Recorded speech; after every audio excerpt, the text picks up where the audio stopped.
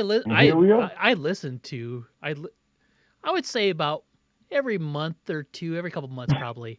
Like I'll get on like it's time for some Digital Underground, and I'll just they were in my opinion very ahead of their time because there aren't well, I'm not nearly as tuned into music as I once was. Hmm. Are there any groups that have that vibe anymore? That just like we're just gonna No. have fun. We're like a party group, and but they were not like LMFAO party group, right? I Like was thinking that was the closest you get in that. yeah, but that's like super poppy and cornball, right? Like I'm talking like Hmm. here's legitimate people that want to be MCs, and they had like Tupac with them and stuff, and they Yep. had good production, and they had, they were good lyricists, and they were just fun at the time. Like there was them, and there was like the Far Side, like a few years after, but that like after that generation, there wasn't much of anything, No. and there No. isn't like. Because I would like really love it, and I don't even care the genre. It could be some cornball funny country if it was good, and but too. Yeah. No. I don't. I got too many qualifiers on the country part. It's like, The LMFAO group. Oh boy, those I find it when you find out that they're just children of rich music moguls. oh, You it doesn't go, surprise me. oh, I didn't know what their history was, but it doesn't surprise me one bit. I think one of them is like Quincy Jones' son. I gotta Google One it of them, now. like, Who yeah, are LMFAO?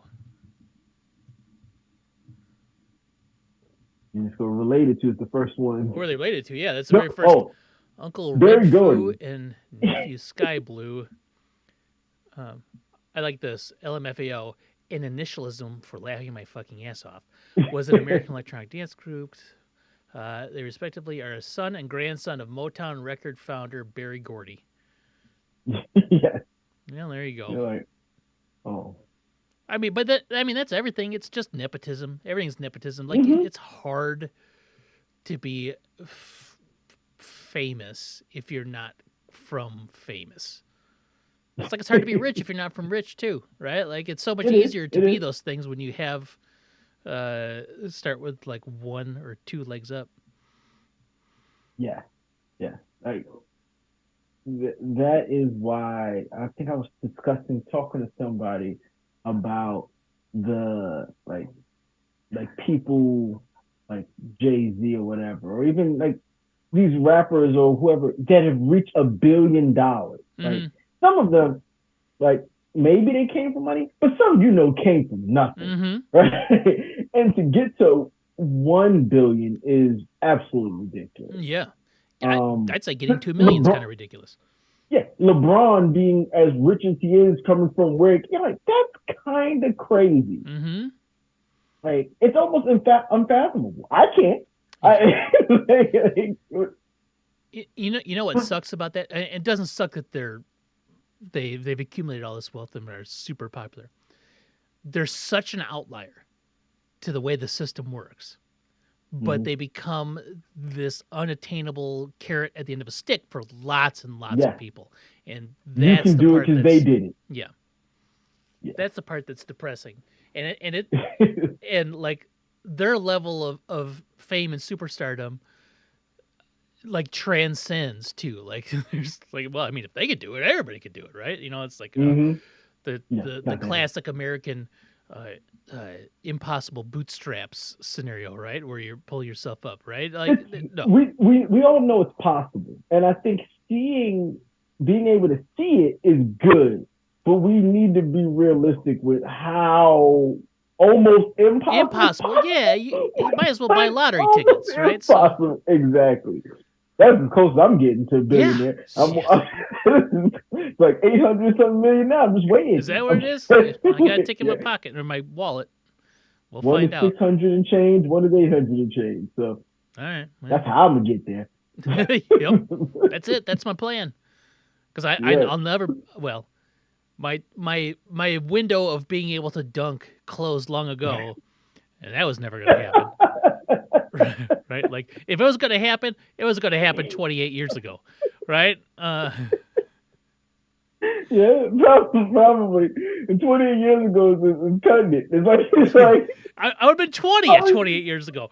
That would have been like probably should I was, probably should have happened a little bit before they know. but that Probably. it closed. That was when it shut right there. Boom.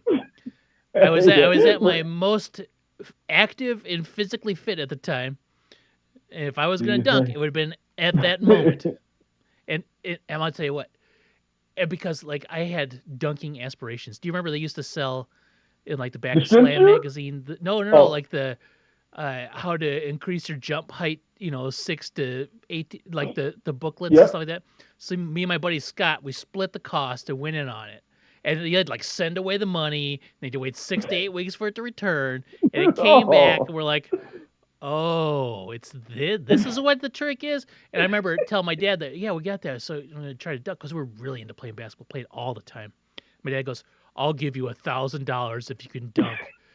By the, Oh. I was like, all right, like it was a challenge. And then once I realized like it wasn't gonna happen. I'm gonna tell you. I'm gonna tell you what. I'm gonna tell you something. I still have those dreams. The dunk dreams, So I've dunked before in my life, like a right? tennis ball, right? Well, basketball, but never in a game. Yeah, yeah. Never in a game. Mm-hmm. Always practicing, trying to see if I could dunk, get one, like yay, and never get it again, Mm-hmm. right? So there was one point in time where I could get at least with two hands over the rim, right? I still go, well, I don't think I was in that great of a shape. I was just young. I could get in good enough shape to jump. And I'll tell you what ruined that hope for me. Tom Segura. Oh yeah. When he did, I said, I'm no longer jumping anymore. Yeah. I am done. Yep. There's no more attacking the rim. I'm too old. If that happened to me, I cry. Yes. And I think you'd be well within the rights of like acceptable cry moment. Oh Oh, my god! I have bones poking out of my skin. You can cry. That's fine. He tore his legs and broke his arm Yeah. on the dunk. Oh no! Probably the worst video I could watch. I can't watch it. I my best ever was I was able to like middle finger tip like the little hooky part, but I didn't know how to jump. Like no one ever taught me how to jump. Like there's a real skill to jumping, right? It's Yeah, leading with your leg and arm and momentum, and raising, jumping up. yeah, there's like it's using momentum and force. Like the moment you run and then stop and plant your feet and then try to jump, you're done. You're cooked, right? You're not gonna be able to do that unless you're just like athletically freaked. Explosive jumpers with two, and that was my problem. I couldn't jump off. I wasn't a one leg jumper. Mm-mm. Like Jordan jumps off of one leg. I had to jump off two legs, like Dominique, and I just couldn't do it. I just didn't have the coordination. I had zero coordination. So I would always do that run into go low and try to explode up. Yeah. That was always the jump I had to do. And yeah, my dad used to make fun of me. He's like, y'all can't jump for nothing. I'm not a jump. That's the Because my thing. dad was probably 4 inches shorter than me and probably could still get the rim. Yeah. It's just a matter. It is a huge technique thing, and I remember playing basketball one time with my friend Scott and my other friend Todd. We were playing, and this was my dunk window when it existed, Uh-huh. and we hadn't played in a while. And I came back and they're like, "Oh, look at Derek," and I got around him on the right side, and like when you're not thinking about what you're doing, and I jumped in a way that I frightened myself. I'm like, I don't ever jump like this. Why am I so high? Right? Like it scared me, and I wasn't gonna dunk. There was no chance of me dunking. So it was like a fingertip roll, but I was like fingertip rolling at a point where I've never been before, and I've never been able to replicate that once.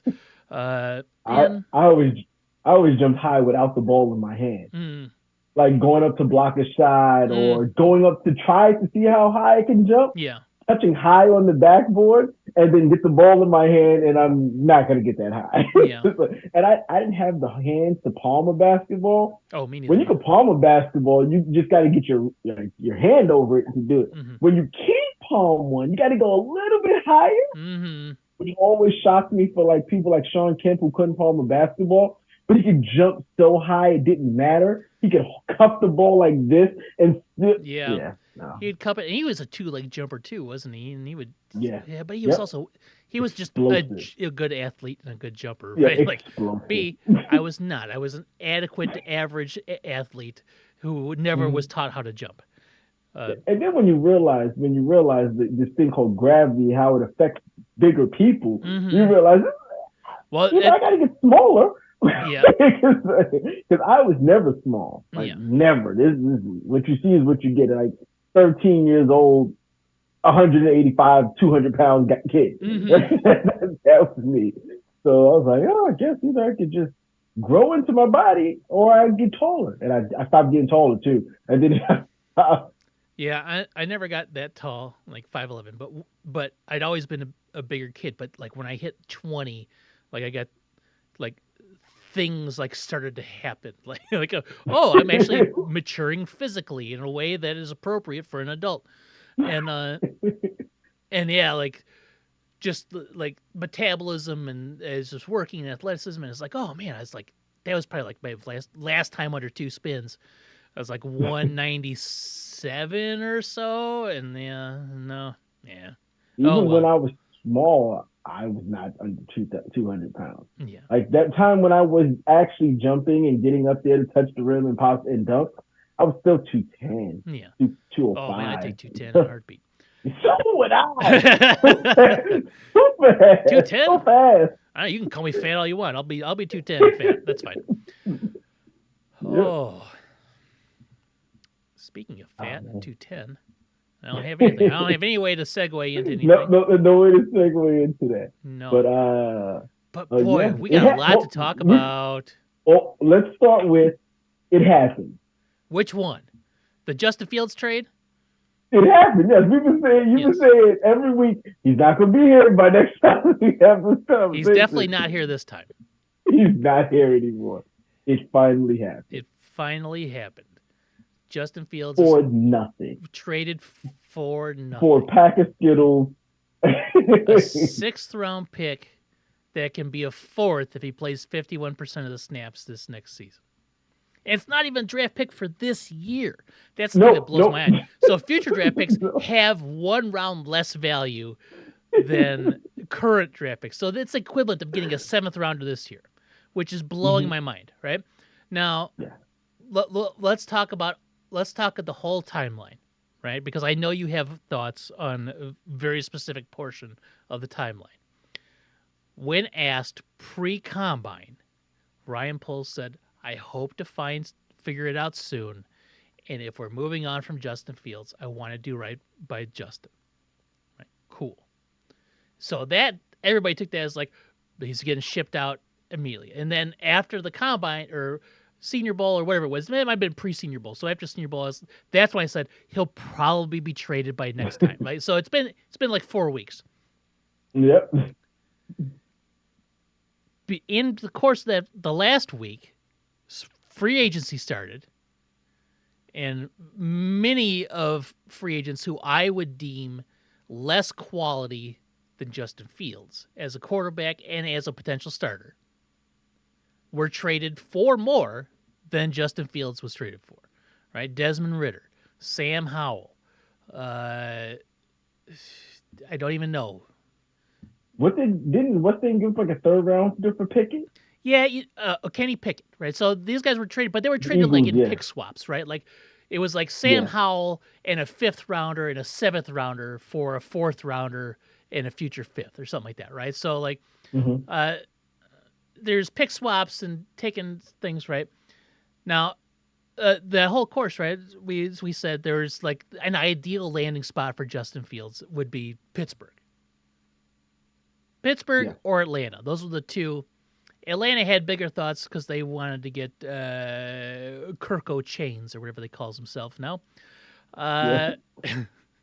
So they gave him the unreasonable amount of money guaranteed. Just that he was going to get. he never earned, but he got. It was good for Kirko Chains, right? And the Steelers got what's his face, Russ, for Russ. pennies. pennies on the dollar. They trade away Kenny Pickett, and then they trade for A Justin day Fields. later. A day later. Boy, and Kenny Pickett threw a fit online too. Social media crybaby. So that was interesting. But then they traded for Justin Fields. Now Justin Fields, since the trade has come out, it's been learned that was Justin Fields' desired landing spot. If he was going to be shipped, was to Pittsburgh, and who could blame him? Because he had Coach Tomlin. He got a storied franchise. So he's going to move from one storied franchise to a successful storied franchise. Right? Steelers are always my my measuring stick for franchise success. Whether they're a good franchise or not, internally that's one thing, but they always win. But yeah, I don't know. It is what it is. Yeah. So last week we had the conversation after Russell Wilson got sent to the Pittsburgh Steelers. And I thought that they were going to now keep Fields because it did not make sense for them not to get rid of him before. Mm-hmm. Right? So, and I said, well, the alternative is you keep Fields and but you don't want, and you still draft quarterback and you have both of them on the team. Right? Yep. And then we'll say you could hold him. Yep. He can be there. Either you let him compete for the spot with the Caleb, which wouldn't have been bad. Caleb's a rookie quarterback. Mm-hmm. You may not want to give the reins to him just yet, right? Yeah. So let's say that they did compete, and he came back in half the year. If they would have waited, they would have definitely got something better for him. Yes. Mid-year than what they got now. For sure. I understand. Now, and to your point, and to what the GM said, which I have to give him credit for, he probably was looking out for Justin Fields. Yeah. Because there's records that people say that other teams offered him more for Justin Fields, but he turned it down. Yes. They have not announced. I was just reading an article just before we got on. Ian Rappaport said other teams, they won't say what teams, but they said the Philadelphia Eagles wanted him before they decided to get Pickett. Mm-hmm. So when they couldn't get Fields, that's when they moved to Pickett. Yeah. They believe the Raiders also put an offer in for Fields that would have been better than that one. And they said, Ian Rappaport wouldn't say, they said a team with an established quarterback wanted him. I think that was Philadelphia. Okay, I was saying, they're talking about the Giants? Are they talking about the Giants? Now, there was a lot of hot rumors like 2-3 weeks ago about the Giants offering something for Justin Fields. And that never materialized. And that's all good, right? So I think there's a lot of spin associated with all that. I think Poles got painted into a corner because everyone knows it was the worst kept secret that they were moving on from Fields, right? It was just expectation of like every GM in the NFL is the Bears are moving on. And all that we've heard, and I know GMs shouldn't pay attention to social media and the news and stuff like that, but I will say this, over the last year, it was becoming obnoxious the amount of praise for me as a Bears fan that the Bears got for that trade for Bryce Young. For when they shipped off the number one pick, it's like, oh, it's the fleece of the century, blah blah blah, King Poles, blah blah blah, all this garbage, right? So I wonder, like, I feel like there's this level of, we know you want to get rid of him, we're not going to give you shit for him. So if you want to dump him off, we'll take him off your hands. And here it is. And I think that happened. It did. I definitely believe it did, because when you know that they have to get rid of them, even if you want them, you're not going to pay for them, and you're going to pay what you want to pay for, right? But that's when the Bears should have played hardball. That's when they should have said, no, if you want him, this is what it costs to get him. I think that's what they did do. But then you go with that. You continue to do that throughout the rest of the season. Like Yeah. that, I guess that's my thing. You have to, if you're going to play hardball, you got to play hardball all the way. You Mm-hmm. have to sit there and go, if there's no harm, except for possibly ego harm, to either Caleb or Justin Fields about keeping both of them on the roster. I don't think that may be the case. People are talking about Caleb possibly doing the Eli Manning if he really wants to play, and that might hurt him That's RG3 because shit. yeah, I've heard that. That's probably where I heard it from. But I'm just like, even if he like, let's say Justin Fields was there, Mm-hmm. and they draft Caleb. Now Caleb is the number one. Do you think he wants to sit? Do you think he is that type of player to sit? No. And Neither of them are going to want to sit. But Justin Fields got to know that's his alternative. The thing about it is Justin Fields knows his time is up once they get Caleb Williams. Mm-hmm. He knows that. Yeah. But Caleb Williams doesn't think, he thinks he's a starter, but he may not start. Yeah. Like, I personally wouldn't start him if I have an established quarterback. But if you have an established quarterback, you're not drafting Caleb. Here's the thing. You know me. I love Justin Fields. Loved him since the moment they drafted him. Thought he was going to be the superstar quarterback that the Bears have so sorely wanted for a century, right? And he still has a potential to be that because he's a high ceiling, crazy, freakish athlete. However, he just did not develop fast enough. And if the Bears were not gifted this number one pick, even if they had two, I don't think they would have traded Justin Fields. I think the fact that it's number one makes Justin Fields expendable. And otherwise we would talk about the Bears are taking their choice of Marvin Harrison Jr. or Malik Neighbors, right? Like, I think that's what it comes down to. So that happened. But I am not going to pretend, and I've seen a lot of people, that the Bears just give away Tom Brady in his prime or the greatest quarterback. No. People are acting like either one, Justin Fields is dead, which he is not, or they just gave away Aaron Rodgers, Tom Brady, and Patrick Mahomes all wrapped up into one human being, right? The man, he has never thrown for 3,000 yards in a season. His pressure to sack rate is like 23%, which is like the highest in football. His negative play rate is one of the highest in football. Like, there's all these things that, and yes, his numbers have improved over the years, but they haven't improved in a way that he hasn't Josh Allen improved and he hasn't Jalen Hurts improved. And that's what people expected after year 3. And so there's a chance that he still can, but the longer it takes, the less likely it becomes, right? So I get it's like there's all that stuff, and you have this number one pick, and it only makes sense. And if I'm Justin Fields, I get it, but I'm still disappointed / hurt that the team that drafted me wouldn't stick it out. Only gave me 3 years. Yeah, only after 3 years. Yeah. And for that, I get it. And I feel the same way, but I get the alternative, and there's a chance that both players can be great. There's a chance that one of the players can be great, and there's also a chance that neither player can be great. And that brings me to my point. Yep. That brings me to my point. And this is where I come from as a Bear. Why I was always with the keep Justin Fields, get more picks. Let's say Caleb Williams is not who they say he is. The Bears are where they were 4 years ago. They will have a wide receiver that if he's not good, those wide receivers are not going to be able to do anything. They will be trading more soon if Caleb Williams isn't good. They would waste the years of players if their quarterback isn't good.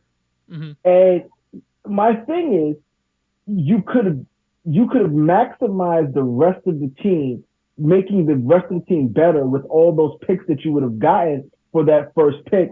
Instead of now, I think they put all their eggs in the Caleb Williams basket.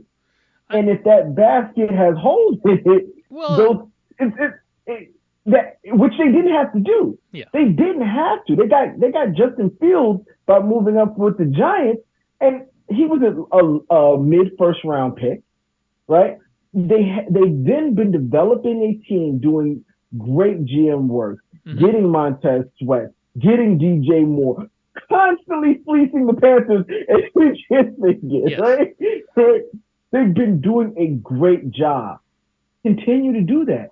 Continue to make the team better, stack those players, stack those picks, build your team, and not rely heavily on, because right now, in my opinion, it's Caleb Williams or bust.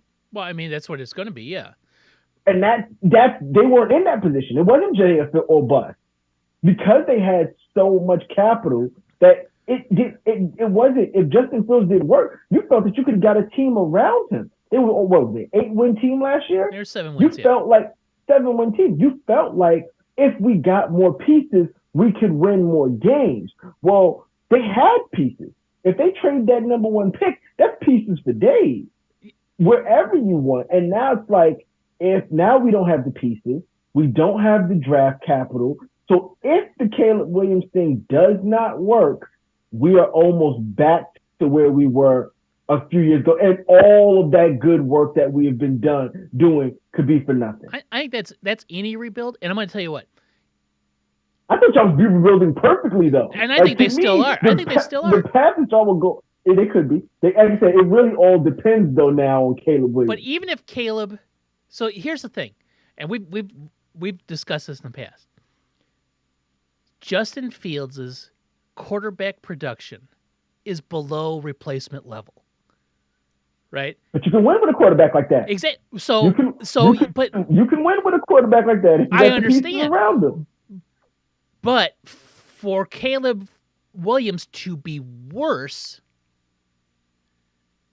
is like, but you know, is like monumental bust level for the no. Yes, it would be. Yes, it would be. No, because Justin Fields is not a monumental bust. No, he wasn't. He wasn't bust level. So let's say I see what you're saying. In order for it to not work, he has to be worse than Fields. He has to be worse than Fields, right? So when you say, like, if Caleb's even bad, if he is Fields, what? Even if he is Fields, you don't have the capital that you would have had with Fields to make that team better. But you see what I'm saying? So even if Caleb Williams is Justin Fields, right? If he is that, he's not a bust. Nope. He's just even on par with Justin Fields. And now what we were saying 3 years ago is he needs weapons around him. Now you don't have the capital. That's my worry. But here's the thing: you're bringing in Caleb Williams to probably the best fortified offense that a number 1 draft pick quarterback has ever walked into. You have DJ Moore on one side, and they traded a 4th round pick for Keenan Allen for this year, right? Mm-hmm. The two of those combine for 16 1,000-yard seasons, right? I'm gonna tell you something. You said the best situation a quarterback has got into. Herbert had those players. I just said the best situation a number 1 draft pick has ever walked into. And has not made a playoff. But Justin Herbert was not a number 1 draft pick. So I'm getting a little technical, right? But you look at Bryce Young. He walked into Adam Thielen and DJ Chark last year with no offensive line and no backfield. You look at Trevor Lawrence. Where did he walk into? Trevor Lawrence. He walked into. No one was there. I think DJ Chark was there. No, like nothing, right? Because they got Kirk the next year. Yeah, and then they got Ridley the year after that, right? So he came into nothing. Like even if somebody broke down a whole list. Baker Mayfield had. Hold on, let me. Odell. I think nope. They got Odell afterwards, his second season. I think I like this. Hold on, I gotta find it somewhere. It is an interesting list of quarterbacks and what they walked into. Come on, here it is. Jameis Winston got a rookie Mike Evans and Vincent Jackson. Vincent Jackson was coming off of 6 1,000-yard seasons. Mike Evans had played one season and he had his 1,000 yards, right? He's had a 1,000-yard season almost every year. He has had a 1,000-yard season every year. But that's what Jameis Winston walked into. Eli Manning was drafted into Amani Toomer and Ike Hilliard. Yeah. Bryce Young. Decent. What's that? They were decent. That's what Kerry Collins had, and the rest of the guys still had. So yeah. Amani Toomer had 5 straight 1,000-yard seasons. Like, he was good, but would you call them world beaters? No. They weren't Pro Bowls. He weren't even Pro Bowls. Yes. So, and then you have Bryce Young, Adam Thielen, DJ Chark. They combined for 3,000-yard seasons, and Thielen's 33 years old. Andrew Luck, Reggie Wayne, and rookie T.Y. Hilton. That's not bad. But Reggie Wayne's at the end of his career, and T.Y. Hilton hasn't caught a single NFL pass yet. Joe Burrow, A.J. Green, and a rookie T. Higgins. Peyton Manning, a rookie Marvin Harrison, and a rookie Torrance Small. Kyler Murray, a 36-year-old Larry Fitzgerald, and Christian Kirk. Not the other Kirk.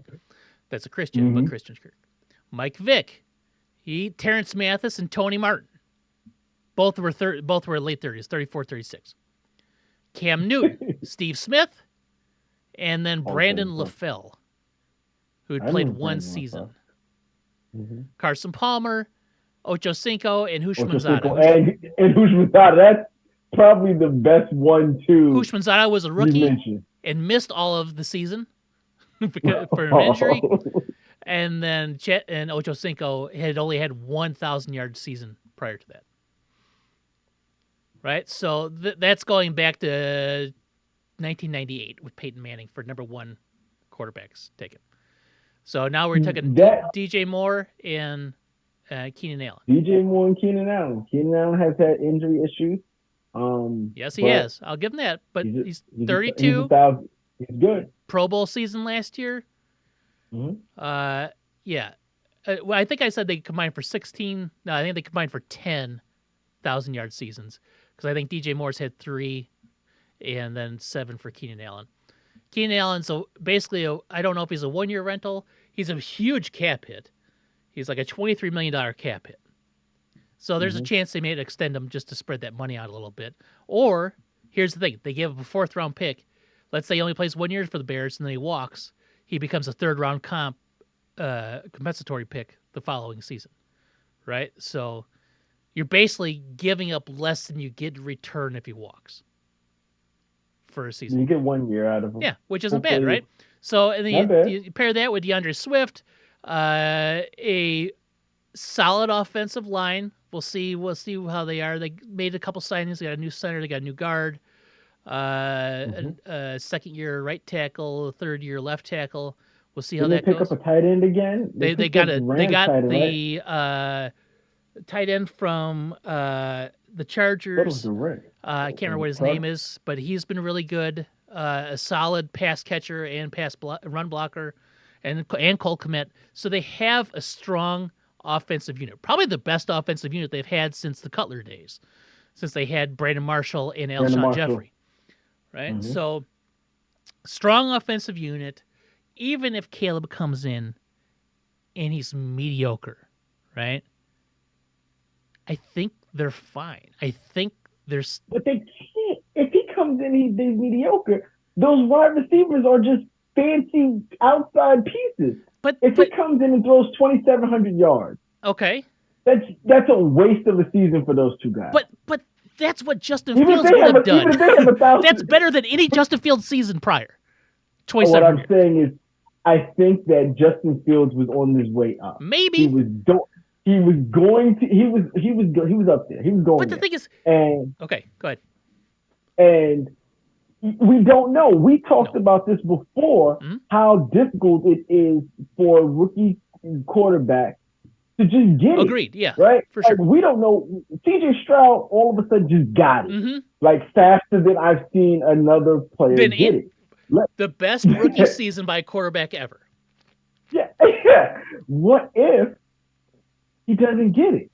Like, if he doesn't get it, and you've still only got Keenan, and if Keenan Allen is truly a rental, you've got to find more talent with now less assets to do it. But they also had the 9th pick as well this year. They have the Yes, first pick the ninth and pick. the ninth pick. They have 2 top The 10 ninth. picks in a This wide is receiver heavy draft.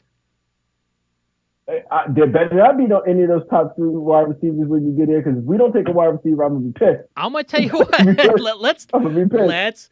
let's talk about that. Okay, so we talked about the Bears. They trade Justin Fields. It is almost a 99.99% certainty they're taking Caleb Williams.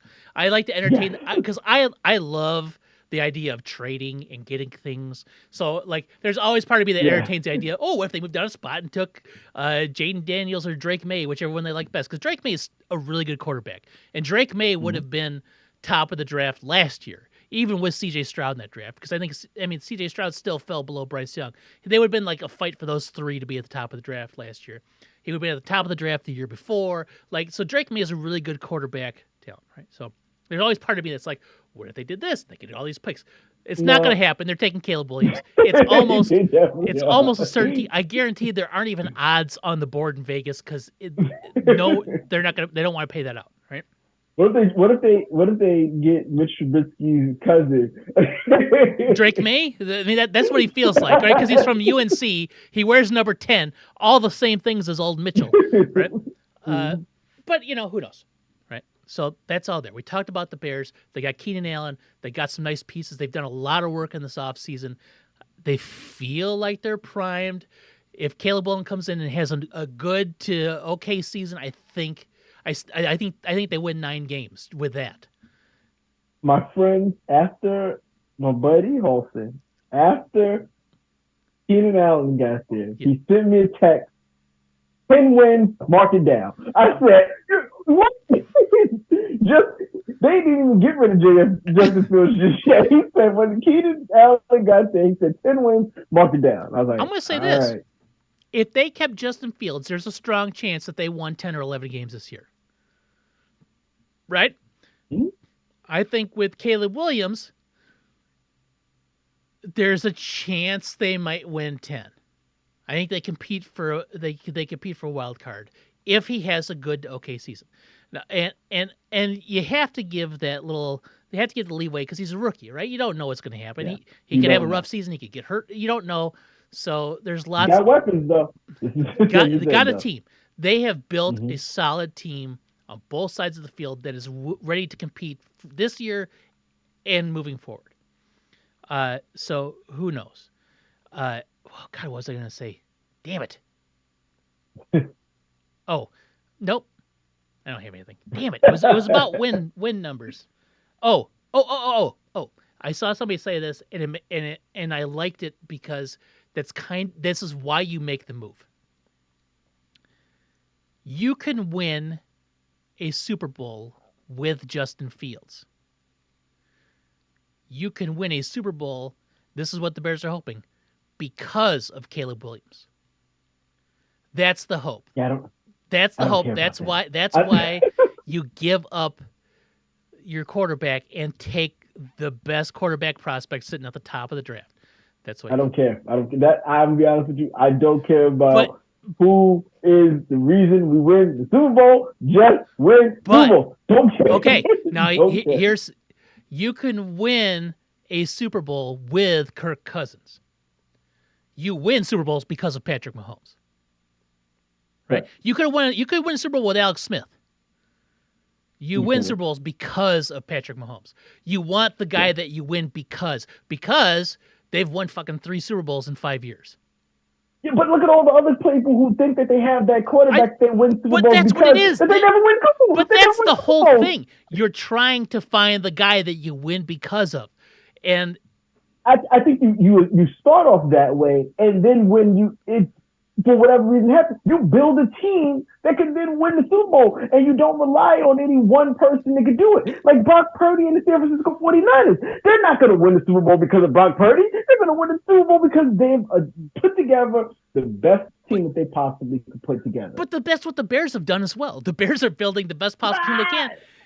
Yes. Yeah, that's what they're doing. But what I'm saying is, you could build more pieces. Like you said, once again, we're comparing to Patrick Mahomes, which is unfair. And They're taking everything away from Patrick Mahomes and he still wins. Yeah. So yes, that's why you want it. But that's not a. That's why you chase that guy. But you can't chase that guy. I know you can't replicate chasing that guy. Chasing that guy leads you to miss on other things that could help you win a championship. That's not that guy. Like, I truly believe that those people like the Burrows, the Allens, they're trying to chase him without trying to put a team together. They think they have that guy in Allen, in Burrow. Well, they don't. Well, I think the Bills put together a really solid team for 3 years, and then salary cap. And now it's going away. And now they had that window, and like we're gonna compete, we're gonna get here, and they came up short because they were going up against Patrick Mahomes. But even when you think about it, did they ever put a team up that you thought was better than the Kansas City Chiefs? Yeah, I think the last 2 years. You think? I think the last 2 years, the Buffalo Bills were a better team on paper than the Kansas City Chiefs. They had Diggs. Yep. Which is better than any wide receiver that Kansas City's had other than Tyreek Hill. But they had Knox as their tight end. Kelsey is their other people's tight end. Mm-hmm. And when you start, the rest of it is really bad. Correct. Right? So I think the Bills on paper were better and prepared to beat the Chiefs, except for the Chiefs. Right? Like the Chiefs, just Patrick Mahomes, and that's what happened. Right? So I think that's what you have to do. Like I get it's tough to move away from something you think can work. Right? And they could have won with Justin Fields. If they traded back, they would have got more pieces, right? And like some of those times those pieces are ready to play year one. Sometimes they take 2 or 3 years to get, but you're building a sustainable ecosystem of football players, high quality. But you have a blue chip quarterback. There aren't many blue chip quarterbacks every year, right? There's a lot of quarterbacks that get drafted in the first round. There aren't many blue chip quarterbacks. Even Bryce Young was the number 1 pick last year. I wouldn't call him a blue chip quarterback, right? Burrow was a blue chip quarterback. I'm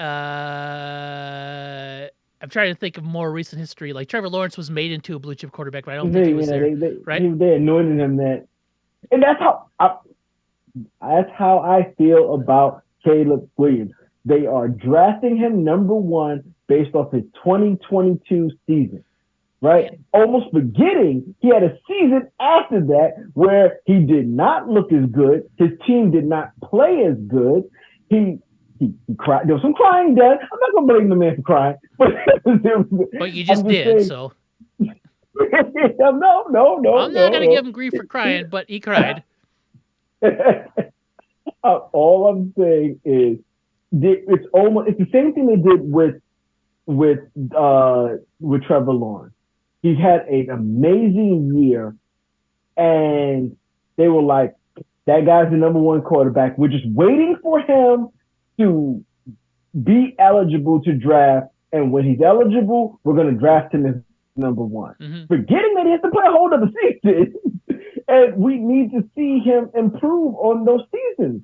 You can't have one college year and then have an off year, and then it's still for us to forget that off year and go back to the year that you won the Heisman, and that's the reason why we're going to draft you number 1. Caleb Williams was the number 1 pick from his 2022 season.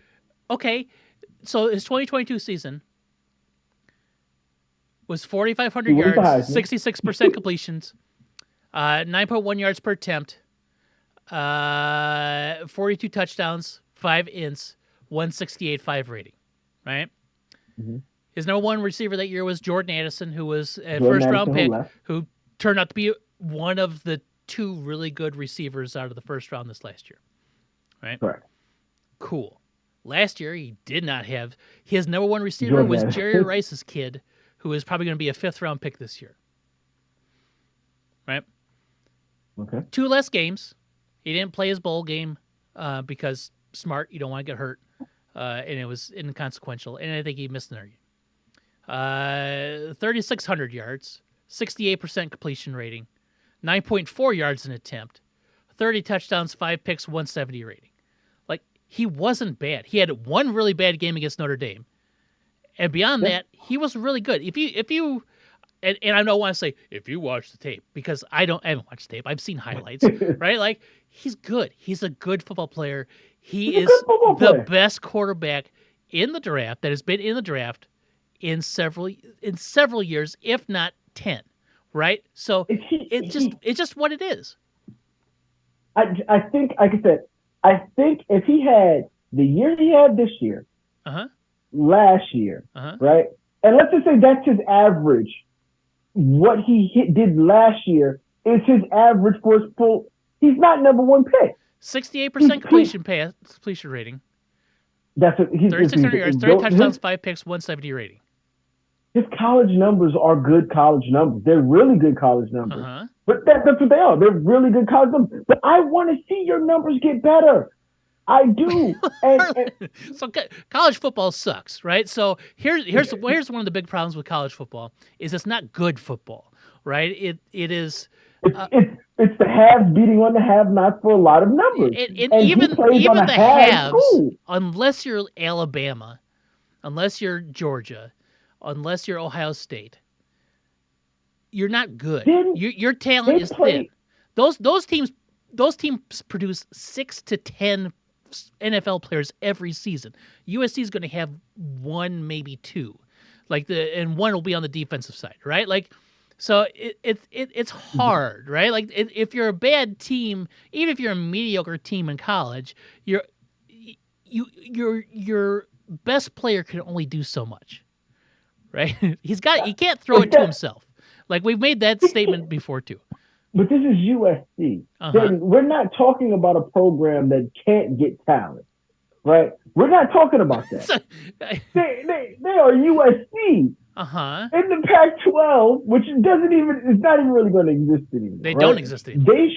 They should be a perennial favorite. Well, that's not Caleb Williams' fault if they're not. It is. No, it is not, because they don't have Saban out there recruiting for him, and they don't have the same. They got Lincoln Riley. They don't have. They don't have the same talent. The entire Oklahoma staff to USC. It doesn't mean they have the same talent. They have talent. They were 8-5 this last season. They were bowl eligible, right? They were 11-3 the previous year when he won the Heisman Trophy and he had receivers, and they were bowl eligible. Prior to that, he wasn't there. They were 4-8. Prior to that, they were 5-1. Prior to that, 8-5, 5-7. Like this is like what do you like? I don't. Riley brought the entire team. I understand. Oklahoma to USC. The team they did not. They had, and since he's been there, they have been getting players. Right? They had Jordan Addison. You trying to tell me that nothing was in the covers? Like that's what now. On last year's USC team, great because Jordan Addison was there. Like, no, that's not what I said at all. I said he had something else. I'm not always saying that. He should be. I know you. You don't like the players that are like said to be good, right? Like you haven't earned it yet. Like what's he supposed to do? He hasn't played an NFL game yet, so he can't earn it. Like he plays on a mediocre to okay college program. Right? Yeah. He went there with his coach. He went from Oklahoma to USC with his coach. That's fine. That's all cool now. But the program is what it is. But that's another thing. That's what I'm saying. He's playing for a coach whose quarterback numbers get inflated because of the type of play style that they play. Now, yes, he does have some great talent. He's really good. I'm just saying he's really good. He has some good talent in the NFL that's out there. I am not calling him anything other than what he is. He's a very good college football player who is highly, highly rated and perceived to be one of the top quarterback prospects in the draft in the last decade. That's just what he is. That's all I'm saying. I'm going to hate on him forever like I do Lawrence. I'm going to tell you what. If the roles were reversed, if the Giants were gifted the first round pick and they traded They traded DJ for a bag of peanuts, which is what Fields got traded for, and they're almost identical players, right? They're very, very similar skill sets, right? Had a 4,000-yard season. But they're very. Oh, see, there it is. You're so willing to say Justin Fields. He's got to be this, and I love Justin Fields, and I want him to be this. And then the moment I say it, well, DJ threw for 4,000 yards. Don't you compare him to my quarterback? Oh no! Don't you compare him to my shitty quarterback? Because my shitty quarterback's better than your shitty quarterback. It's better than yours, right? That's but if the roles were reversed, and the Giants, they're I hate having to draft a quarterback. There are so many teams in the NFL right now that would dump their starter to draft Caleb Williams. Yeah. Right? Yeah. Including the Jacksonville Jaguars as the most recent. Like, I feel like you do you think the Jaguars would keep Trevor Lawrence or draft Caleb Williams? Which would you rather do? And you don't like Trevor Lawrence, so there you go. I don't like Trevor Lawrence, but I also hate drafting quarterbacks. Okay, well, you don't have to draft him. No, I just hate what my team has because I know it's such a toss-up. Like, you can do all the studying on the planet. If that guy doesn't get it, you're screwed. Yeah, no shit. Hate it. I never want my team drafting quarterbacks. You were talking to a Bears fan. I get it. I would rather them live and die with the choice that they pick. No, but if the choice is only okay and you have a clear, better option. But I've seen other teams win Super Bowl with okay quarterbacks. Name them. That's what I like. Name them. But Joe Flacco won one. Okay, when was that? That was 15 years ago. Name another one. We watched the best one of the best defenses we ever seen with Tampa Bay Buccaneers. It was 20 years ago. Name another one. I can go back 25 years ago. The first Ravens. That was 25 years ago, and he got almost 40 years ago with the Bears, right? Like the mediocre. Yeah, it can happen. And to be perfectly honest, if I wasn't a Giants fan, how many people would say Eli Manning? How many people would say Eli Manning? I'm a Giants fan. I think he's better than mediocre. But how many people out there would say Eli Manning was a mediocre quarterback that won 2 championships? What round was Eli Manning chosen in? This is the first round. Which pick of the first round? Overall, okay. Overall first pick. Okay. Overall first pick. Yeah. All right. Overall first pick. So I'm just saying. All I'm saying is that's what we're up against, right?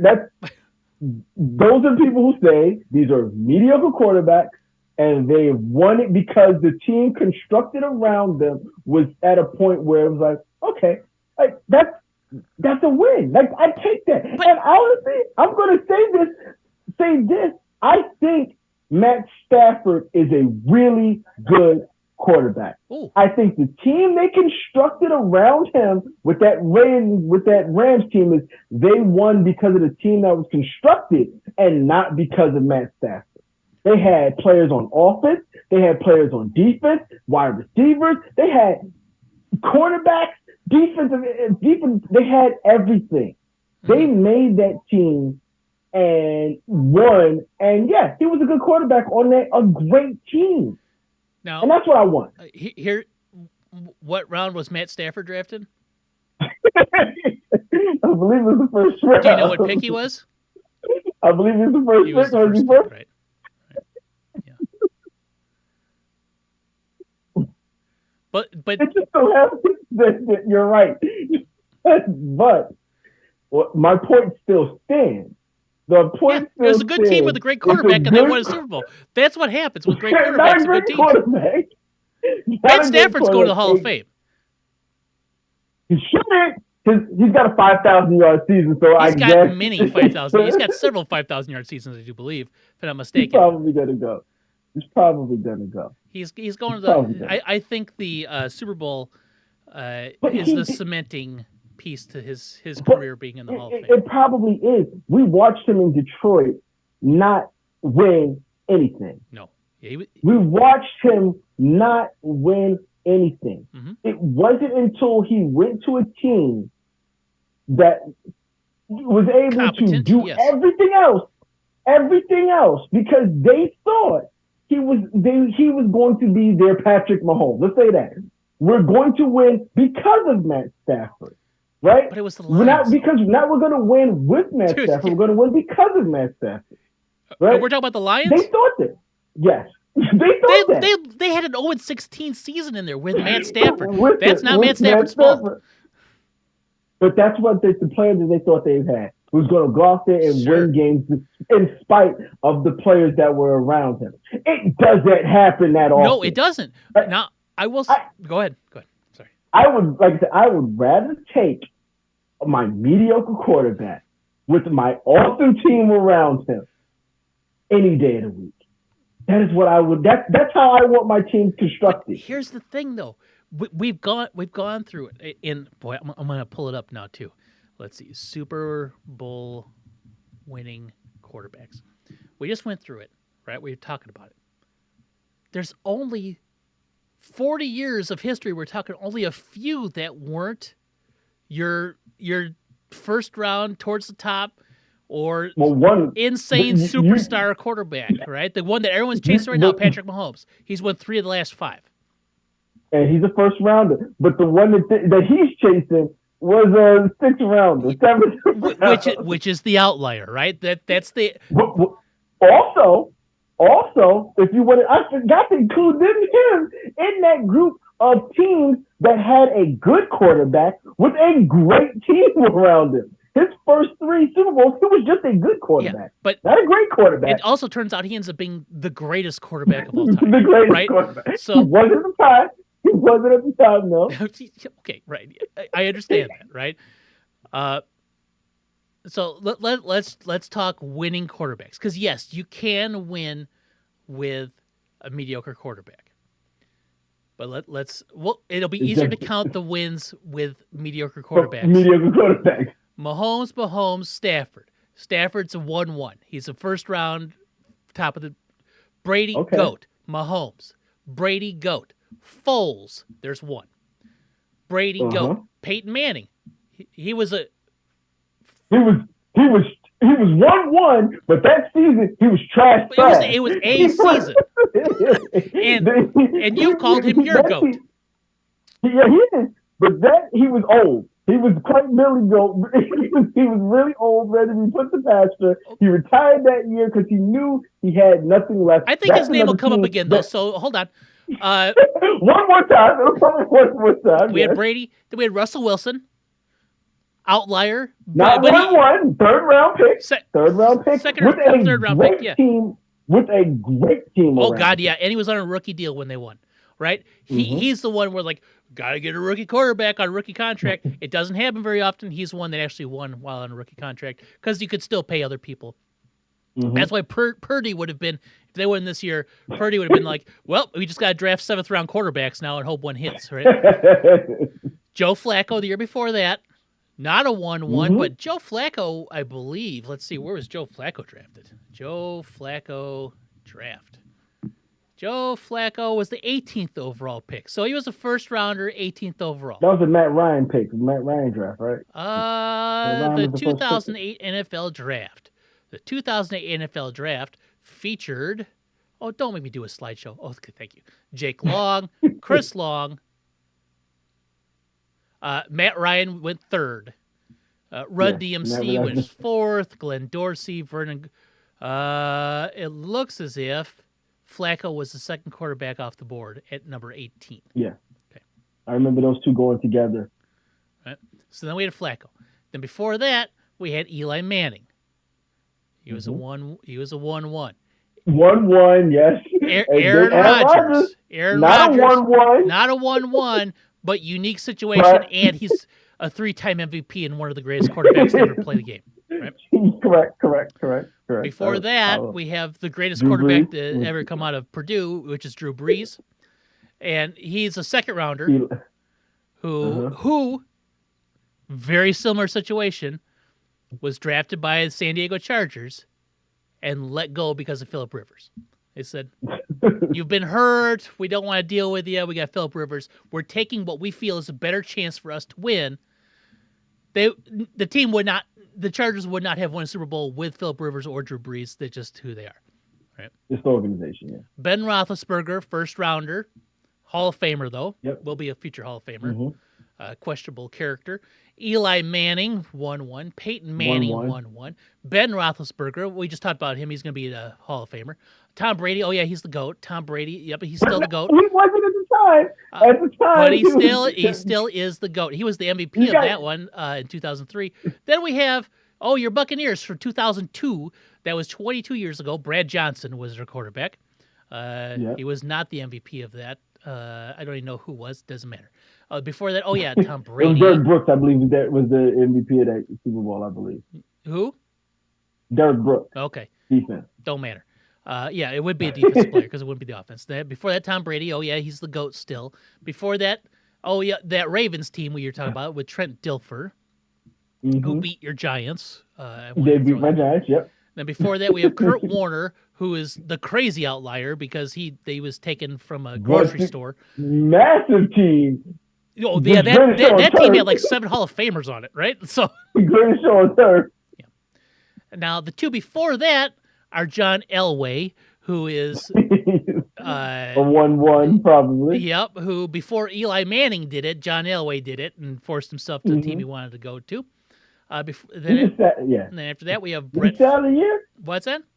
Did he sit out a year, or did he just say? I think he sat out a whole year, so he get drafted again. Yeah. And then after that, we have Brett Favre, who was not a first rounder, but Hall of Famer. Then before that, we have Troy Aikman, who's a 1-1.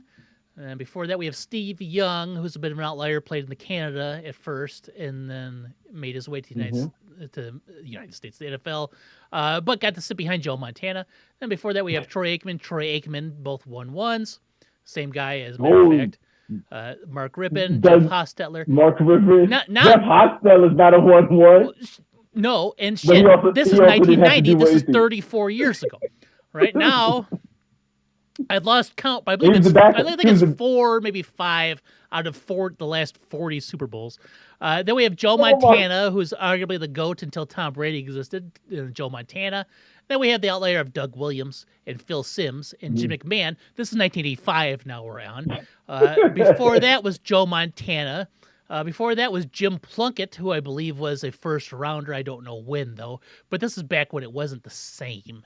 It wasn't the same sort of setup. You drafted quarterbacks and they sat for years before they became starters. So even if we went in the last 10, we still have some in the last 10 years because Foles is in that list. Who ended up being a backup for Carson Wentz, who was a 1-2.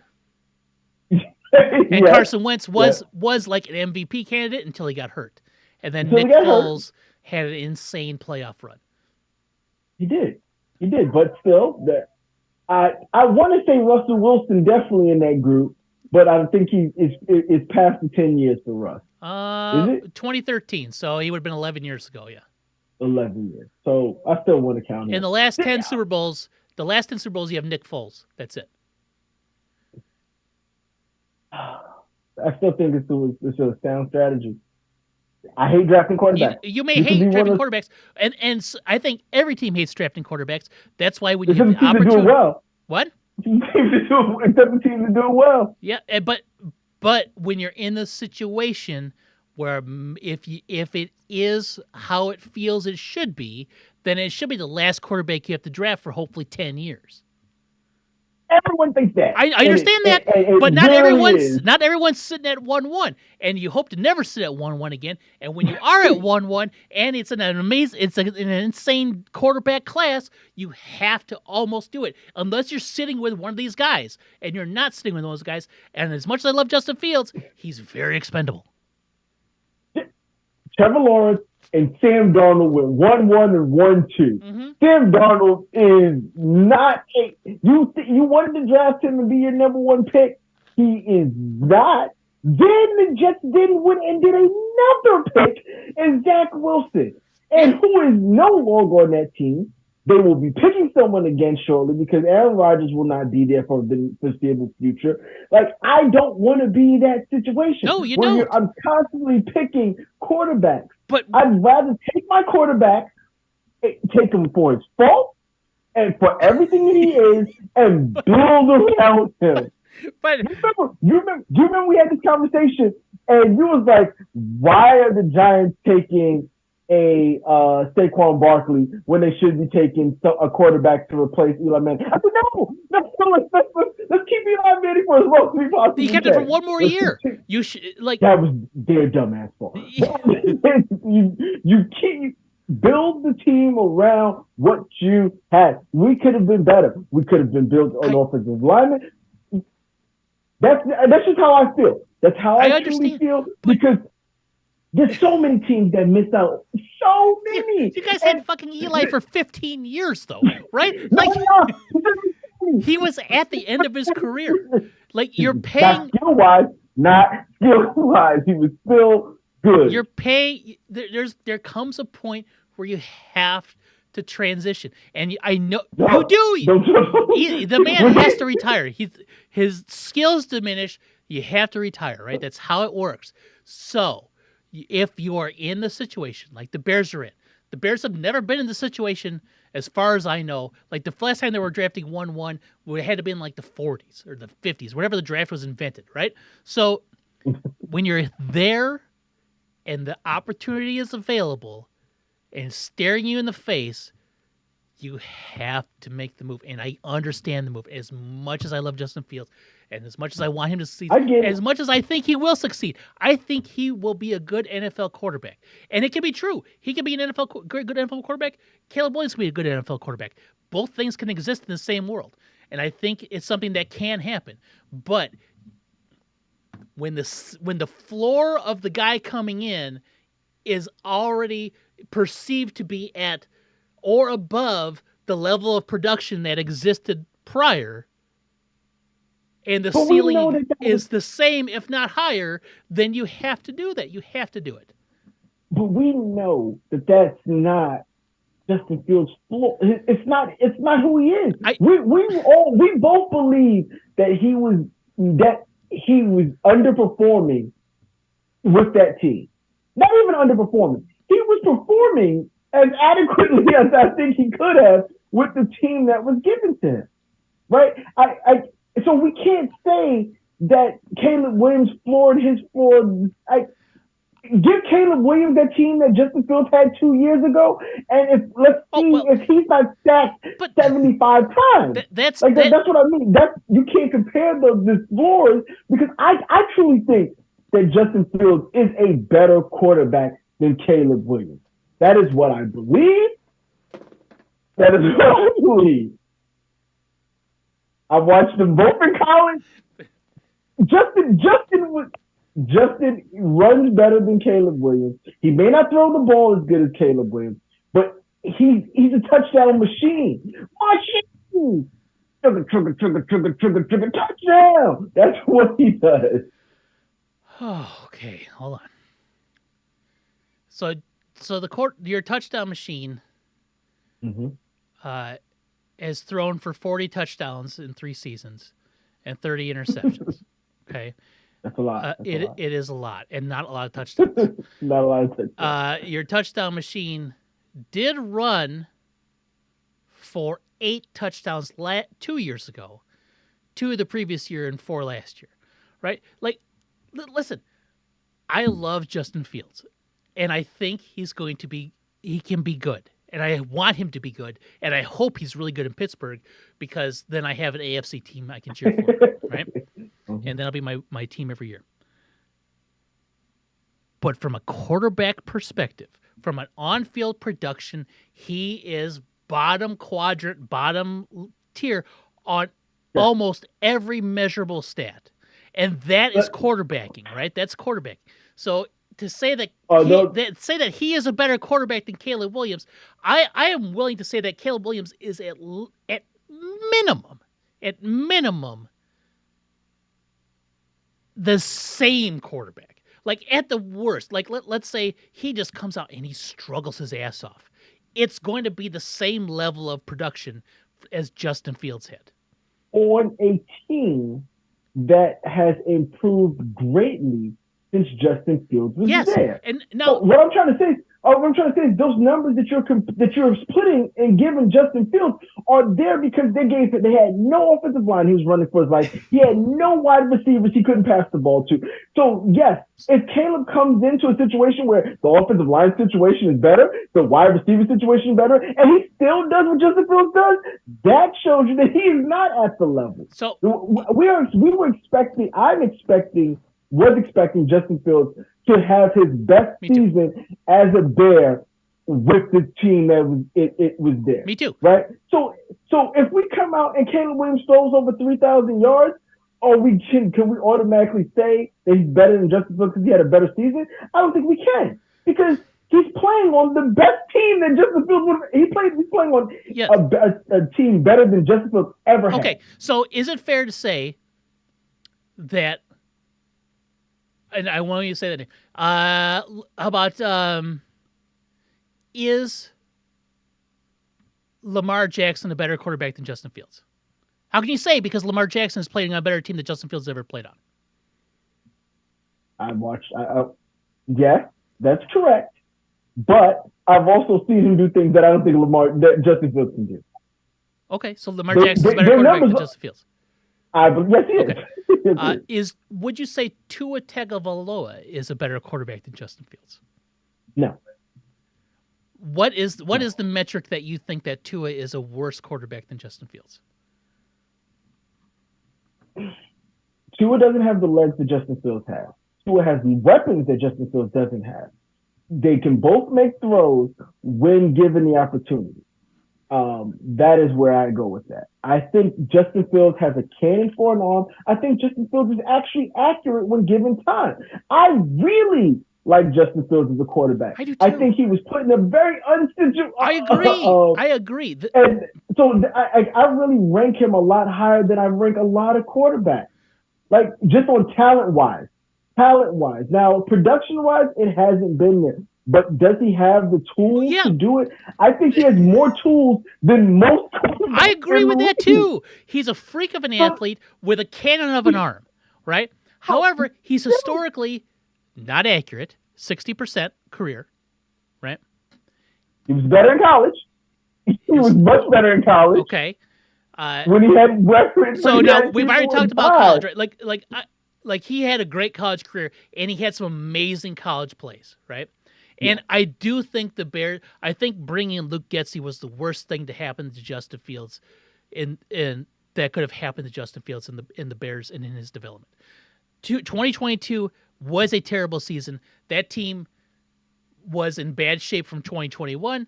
They came in, stripped it down to the bolts, and did the best he could to put a team on the field with zero cap space and no draft picks. Right? Like I get all that stuff, right? Justin Fields had a very bad situation in 2022, had a much improved situation in 2023.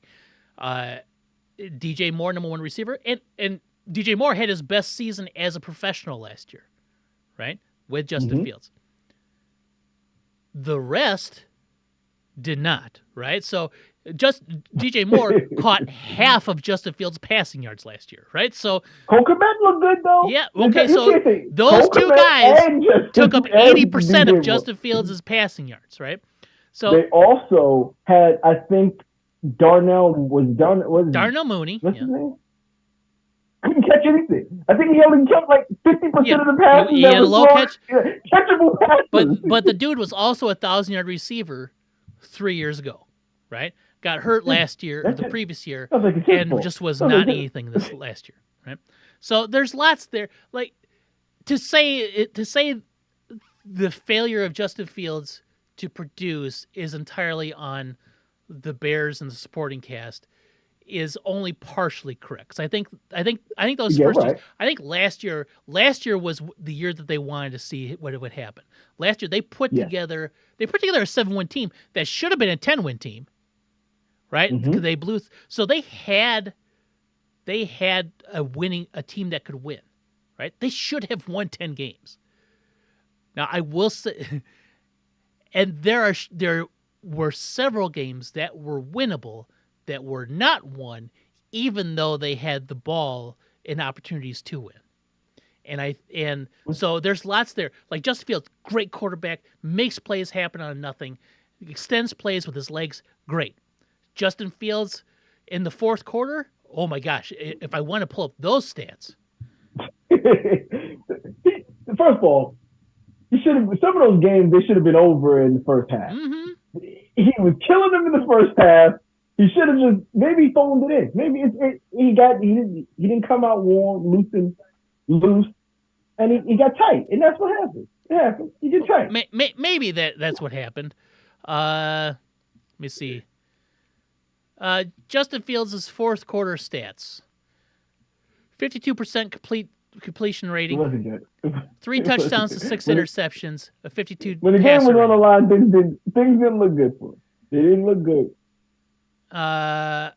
And now here's the kicker to that. His numbers in the last 2 minutes of the first half, and when they're behind within 7 in the fourth, are worse than that. Right? So, oh God, like even like that Denver game. Do you remember that Denver game? He had that amazing first half. He threw for like 300 yards in the first half. They were up by 3 scores. Yeah. He had multiple turnovers in the fourth quarter that led to them losing, including that ridiculous fumble that was a scoop and score. Right? Like there's lots. Like and I'll make excuses for him too, because like they didn't have a strong offensive line, but his pressure and sack rate were like insanely high, right? So a lot of that is due to his inability. If you watched the Bears game with me over the last 2 years, there are many of times you would have heard me say, "Just throw it, dude. Throw it. Oh, fuck, you got to throw it there." Right? That was watching Justin Fields. And then you're like, throw it. Oh, yeah. That's why you have him. That's why he's your quarterback. Right? That is my exact experience of watching Justin Fields. And I love the guy, and I hope he succeeds, but I get the move, and you have to do it. And you're not going to ever convince me that taking the best quarterback in this situation, when you're at a situation you are never in, and it's house money, it's so gifted to you. Oh God, like it. If the Panthers were a halfway competent franchise, this isn't even a conversation. Not having this conversation. That's the one thing I 100% agree with you. It's unfortunate for him. Yes. Because you're right. If they're picking anywhere other than first. Second. They're taking Marvin Harrison Jr. like neighbors. They're taking those two or trading down. That's what's happening. The fact that it's 1-1 is why they're going to take Caleb. It's kind of hard. Because like you said, we've said it in the past, it's your best chance at hitting at quarterback. Mm-hmm. The best chance. Yep, it is. It's a gamble anytime. Not a guarantee. But your odds are increased. Yep. It's your best chance when you got the 1-1 pick. It is. I get it. I don't like it because I'm not a huge fan of Caleb Williams. I know you don't like him. Not. And that's okay. Like I don't have any strong. I don't like. And here's the honest to God truth. If the Bears weren't at 1-1, I wouldn't give a rat's ass about him either. I'd just be like, hey, whatever, right? Like, cool. Maybe he'll be good. Hopefully, he does better than Bryce Young did last year. like that. That's where I'd be, right? I wouldn't give a shit. But I'm more invested because it's my situation here, and because I've had to consume these numbers for the last like 6 months by insufferable Bears fans. Posting them all over the place, like Justin Fields. Oh, Justin Fields farted when he sneezed. He has a high fart to sneeze ratio, and that's just good quarterbacks don't do that, right? Like it's like, oh come on, man. Can we this end? And you would think it would end the moment they traded him. Holy shit, has it not ended? It is still going on. People are still arguing about it. Still people. Oh God. It's gonna be tough. It's gonna be tough. You know, it's gonna be tough. Yes. But you like the moment and it's not going to be game 1. If it is, holy shit! But it's not going to be game 1. But there's going to be a moment where Caleb Williams goes in and has the best single passing game of a Bears quarterback in history, right? And it's not a high bar. I want to say Eric Kramer had like a 370-yard passing game once with 3 touchdowns. No 400-yard. Oh, yeah, Like, and that's it. Right? Maybe Jay Cutler had like close to a 400. Like Caleb Williams is going to come in and have the best passing game a Bears quarterback has ever had, and it's going to be in a win. Like it'll come down, like he'll win the game. and no one will care anymore. No one will care. People would like Justin who like it's Justin Fields like it's the jerseys. People were burning Justin Fields' jersey this year, right? And then they were unburning them. Like like the people. They unburned the Yes, jersey. like it was so insane, right? People are so insane about it. But the moment that happens, and it will happen because it's an inevitability, the Bears will have to get a quarterback that can break these feeble team records. And it'll happen. That's true. That's And people true. will forget. Shit, people loved Eric Kramer when Eric Kramer was the Bears quarterback. I love Jay Cutler, but Jay Cutler is the best quarterback they ever had. But we gotta talk about something else. We talked about this for way too long. Way too long. I got one thing because this Okay. I saw what's the name put out his mock draft today. Daniel Jeremiah? And no, oh, who was it? The dude from ESPN, the main Oh, dude, the McShay? old dude. Yeah. Oh no. No, Oh, no. hair guy. Oh, the dude. Yeah. That was going to I can't retire think if of his Jimmy name. Clausen wasn't a Pro Bowl quarterback. Yes. Yes. Yes. And still hasn't Yes. retired. What is his name? What is his name? I so easily forget it. Oh. Well, he put out a mock draft. I'll find it. ESPN. Yeah, he put out a mock draft and he Mel had Kiper. yes, Mel Kiper. He had the Giants picking up Rome. Oh, Roma Dunze? Yeah, Roma Dunze. sure. And I like the pick. They asked him, they was asking, you don't see the Giants picking one of those because he had in his draft, he had Caleb Williams going, he has dude from LSU and dude from North Carolina. He has those being the 1, 2, 3. Then he has a run on wide receivers with Marvin Harrison being first, Neighbors being second, and then Roma Dunze being to the Giants at 6. Right? And then he has at 10 and 12, he has Bo Nix and JJ McCarthy. He has 5 quarterbacks in that top 12. Mm-hmm. And they was asking, like, do you see the Giants going for a quarterback? Like, trying to get Bo Nix. First of all, I don't want to reaching for any of those crappy quarterbacks at 6. I'd rather get a wide receiver. But then I started thinking, what if the Giants went first round pick, they get Romeo Odunze, and then they have a high second round pick. What if they get dude from Washington? Penix or Penix. I think Penix is gone in the first round. They don't think they have a second round grade on them. That doesn't mean anything. Because there's no team that would need a quarterback after that point. So unless somebody's going to trade back after 12, so he has 5 people. He has you guys, Bears, Commanders, Patriots. He has the Broncos, and he has, I think, Minnesota drafting a quarterback in the first round. Yep. So after that, unless somebody's going to trade up to get him, the Giants has the 6th pick in the second round. Mm-hmm. That would be a good spot for that quarterback. I personally think. And I just don't know who that quarterback is, though. You don't think it's Penix? I mean, I guess it could be. And he'd be throwing to his wide receiver. Which one? Oh, Rome? Roma Dunze? Yes. Yeah, maybe. Mm-hmm. I don't know. So I would take that. He has some injury problems. He may not be but we're not going to get one of the top guys, right? That's just unless we decide to give up some picks, we're not getting. Oh, the quarterback? And I don't want to get quarterback.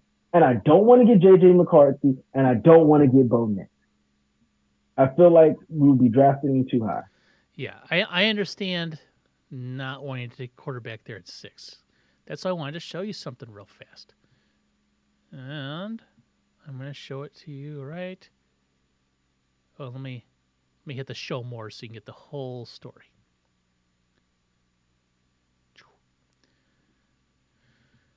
Michigan quarterback J.J. McCarthy visited the Giants last week, which included dinner with the front office and a tour of the facility. Mm-hmm. To me, I am willing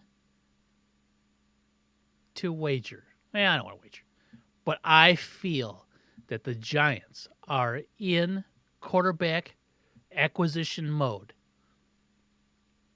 And I think J.J. Possible. McCarthy is going to, and I feel that J.J. McCarthy to the Giants is such a strong possibility that I think the Vikings are going to make an attempt to jump the Giants to get J.J. McCarthy. That's why they got the additional first-round pick this last week. They're going to make the move to jump probably up to the Chargers to take J.J. McCarthy. And I hope they do. Sure. So do I. Take them out. Take all of them. Get all of them out. I don't want them. Yeah. I don't want them. Yeah, so, I have no interest in J.J. McCarthy. I don't think he's anything special. I think once you get away from the top two quarterbacks in the draft, I think it's even more a crapshoot. That's what if the Giants are not going to take a quarterback there, which they probably shouldn't, unless if Jaden Daniels falls to him, that would be the only time you got to take a quarterback there. Otherwise, they probably if one of the top three fall, yeah, you probably take a quarterback. If it doesn't, I say stick with the running back. Stick with the wide receiver. Mm-hmm. A tall wide receiver that's going to stretch the field. Stick with your wide receiver. Now, would you pass? Throw Daniel Jones out there because you got to. That's the problem. That's the thing I don't think other people understand. They're not going to pay that man $45 million to sit on the bench. They're not going to do that. Look at who they have. They're not going to pay him $45 million to sit on the bench. So he's playing.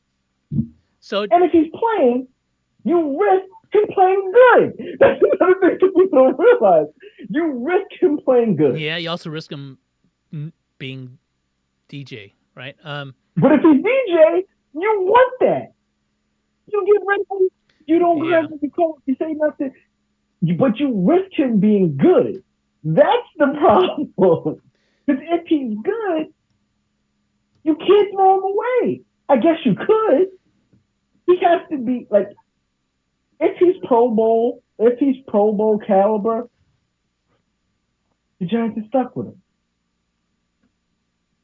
So you might as well get the wide receiver because you're going to have. There's worse situations to be in than being stuck with a Pro Bowl caliber quarterback, right? You made it. True, but it seems that he's only Pro Bowl caliber when he's about to lose his job. Yeah. So I don't want that. I don't want that. But I know we have to have him next year. Have to.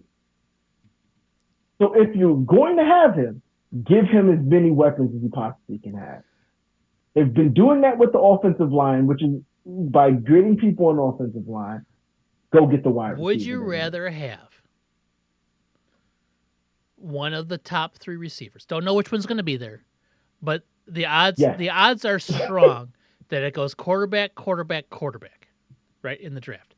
And the Giants are at 6. You have the Cardinals, who are wide receiver thirsty. Then you have the Chargers who are just a depleted team across the board, right? So they're probably going to take whatever's wide receiver.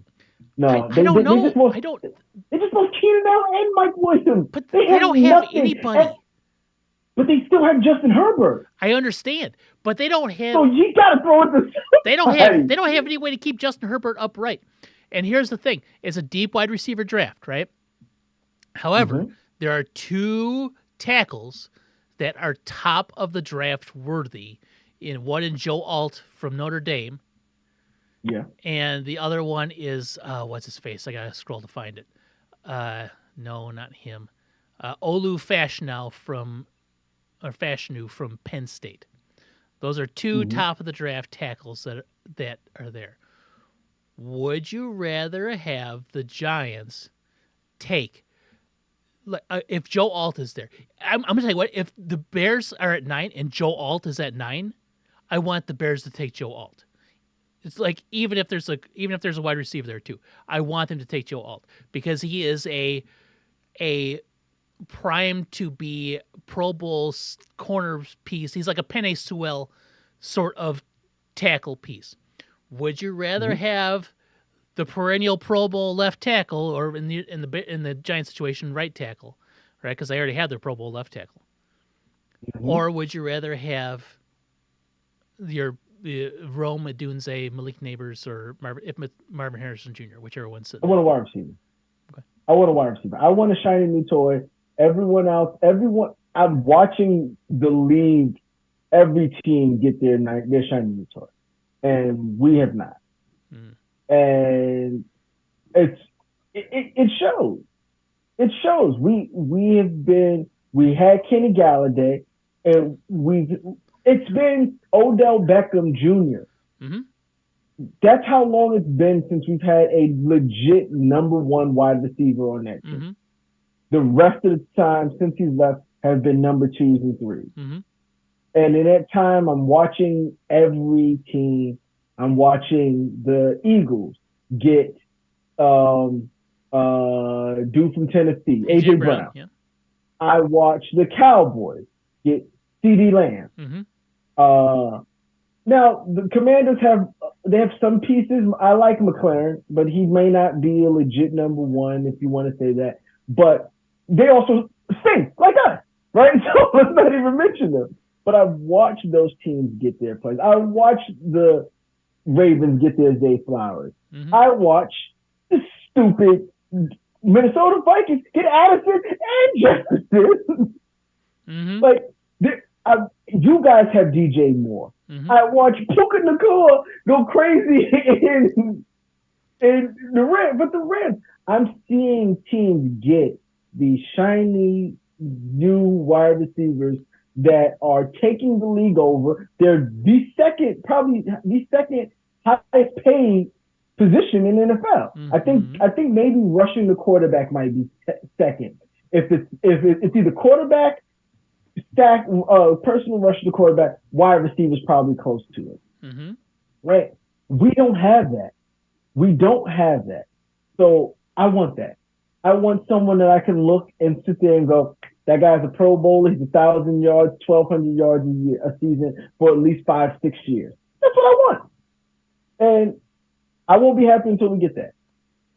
Now, I like our. oh no, go ahead. You're good.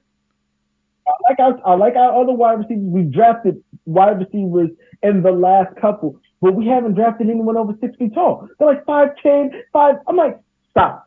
If he's not over 6'1", just get him off your board. Get him off the board. I need him on the outside, and let Wande and Jalen Hyatt do the 2 and the 3, and have that guy as your go deep guy, your big, and I'll be happy with that forever. Don't give me no left. Don't give me no right tackle. Now you can always get yourself a shiny new toy like Jerry Jeudy, who was traded for, and then the Browns extended him to a 3-year, $58 million, $41 million guaranteed. Now, he's trash. How many 1,000-yard seasons has Jerry Jeudy had? Probably his rookie year, or maybe not even that. It's probably close. Over or under 0.5 is the number. That was under 0.5. He's had under 1,000. He's never had 1,000-yard receiver season. I'm gonna tell you something. I think you got to listen to Steve Smith when he talks about wide receivers. He said he's just a guy. Yes. he said that, and he meant no disrespect by it, but it's true. It's like it hurts. It may hurt Jeudy to hear that, but your numbers and your productivity says that you are just a guy. He is just a guy, and he's not even that good of a just a guy. Very replaceable, and the Browns just gave him a ton of money for nothing. Now, but when you think about it, it's not a ton of money. That's middle of the pack wide receiver money, because wide receivers are getting paid so much money. Well, he doesn't even get middle. He doesn't deserve middle of the pack. So they have right now like $270 million of cap space dedicated to a guy that hasn't thrown 12 touchdowns in a season for 6 years, and a guy that's never caught 1,000 yards receiving. Like they have Watson and Judy Judy. tied up. Like, what's the point? Like, why? They also have Amari Cooper still there. Yeah, but why do they extend Jerry Judy? Like, what's the point? Amari Cooper's only 28, right? Like, he's been in the league for a long What? time. Yeah, he's not old. I looked at it the other day. It blew my mind. He's like 28 or 29. I thought I would have said 30. Easily said 30. He's played on like 3 teams. Yeah, he's Oakland, 29 years old. Dallas. Man. Yeah. Got an old face. He's been around for a while, but he's not that old. So here's something I want. Boy, we're out of time, but I wanted to talk about this because he was a former defensive rookie of the year who was just signed by the New Orleans Saints. Chase. Oh, I did see Chase that. Young got a guaranteed $13 million deal, but you know what? He's got to have a neck surgery tomorrow, and he may miss part of the start of the season.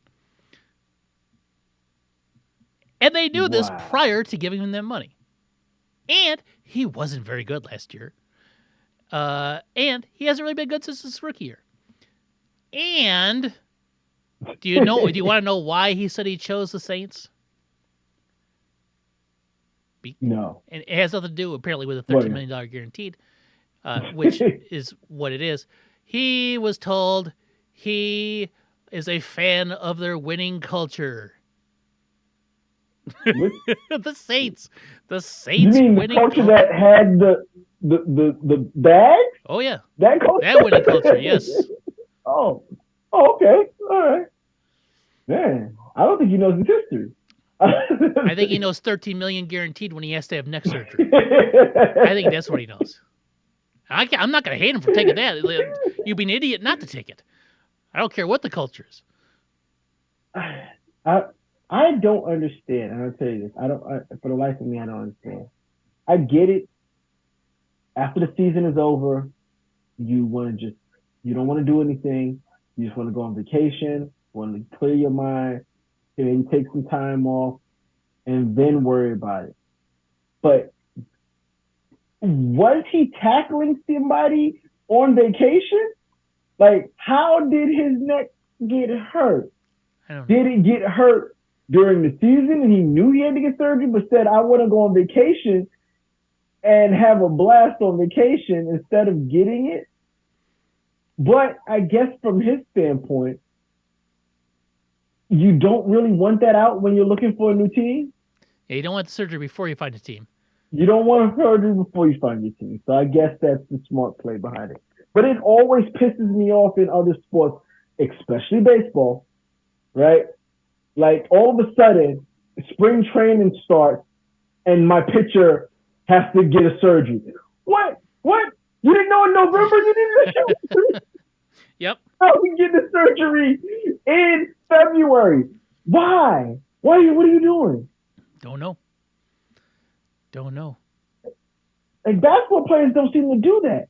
Like after the season's over, they get all their surgery so they can be ready for the start of the year. Yeah, I don't get it. But I guess with Chase Young, I get it. Like I said. Yeah. And we don't talk baseball a lot. No. But I hate the Dodgers. Sure. You have to. I absolutely hate the Dodgers. Any specific reason, or is it just because they have 3 MVPs? 3 MVPs, yeah. That's the reason. Yeah. Their 1, 2, 3 lineup. Yeah. It's unfair. Oh, agreed. Yes. I hate it. Yeah. I want them to lose so badly, like they normally do. Mm-hmm. They usually get places. Oh yeah, they always underperform. They lose in the playoffs. Mm-hmm. So like the Cowboys. So, yeah. But they've got a lot more championships. But yes. And more recently too. But yeah. I can't do it this year. I can't. Yeah. The Shohei thing is like then getting Ohtani is like I was fine with having Mookie Betts on that team. I really like Mookie Betts. I wish he was on the White Sox. So I wish he was on the Mets. Yeah. And then dude that was for the Braves. Oh yeah. I forgot that he was over there too. Yeah, 1-2-3 That lineup. is pretty That's their gross. 1-2-3. Yeah, Very good. that's gross. I don't. I said, okay, guys, now I'm done. And then all last year, during the season, as a Mets fan, I'm seeing the Mets are looking at Yamamoto. The Mets are looking at Yamamoto. Mm-hmm. The Mets are best chance to get Yamamoto. That was what I heard all year. Like I think there was like, who do you think is the best chance? The Mets. The Mets has got Sinji, and he's gonna help get Yamamoto. We're gonna be good. And then Otani signs with the Dodgers, and all hell breaks loose. They get Yamamoto. I'm just, I'm done. I'm done. I hate the Dodgers, but I do like Mookie Betts. And I like Otani too. I hate the Yankees as well, and I hate the White Sox, who are my team. And I've really been out of the baseball loop the last couple years. I just have not cared. I just not cared. The team is just so bad; it's hard to be invested and interested in them. But I saw somebody post uh, the White Sox announced their starting pitcher for opening day is Garrett Crochet, who has been a reliever his entire life. He has not pitched over 4 innings in over 5 years. Right. Oh no! So he's a fireballer. He's like a 100-mile-an-hour guy, but he's like a setup reliever sort of situation, right? So he's gonna pitch 3 innings and leave? I don't know. So, but somebody's like, well, based on this news, I'm guessing the rotation to open the season will be. Now, at first I saw this and I'm like, I'm going to give you my possible lineup. I'm going to give you two. I'm going to give you two starting fives. You tell me which one's the real one and which one is not the real one. Crochet, Fetty, Soroka, Flexen, Nastrini, or Crochet, Gort, Klaatu, Barada, Nikto.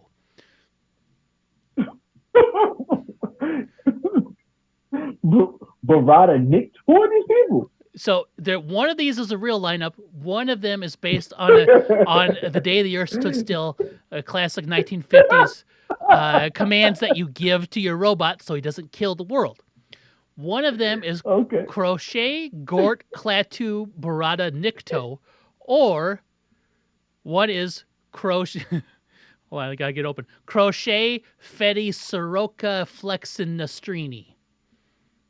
It's got to be Flexen the Street. He's the real one. That seems like a very baseball name. Yes, that's the real starting five or possible opening rotation of Garrett Crochet.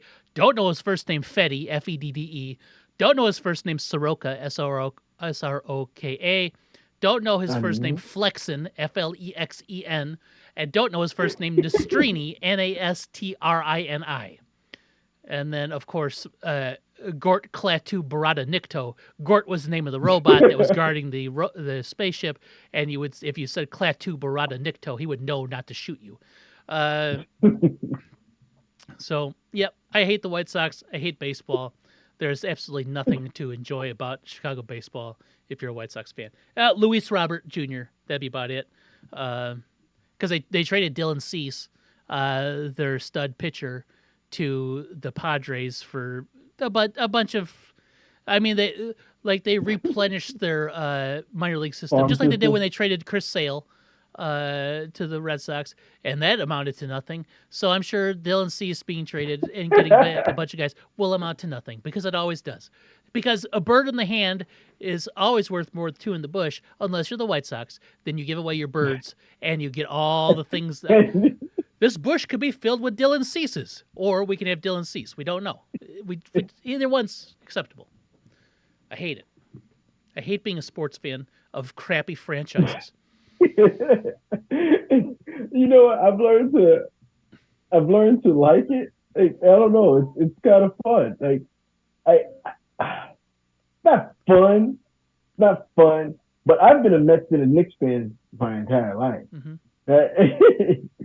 And the Knicks one is the only one that's not been fruitful at all. Mm-hmm. Like I am 40, I'll be 42 this year, never seen a championship. My dad was a young man a young man when the Knicks won the championship.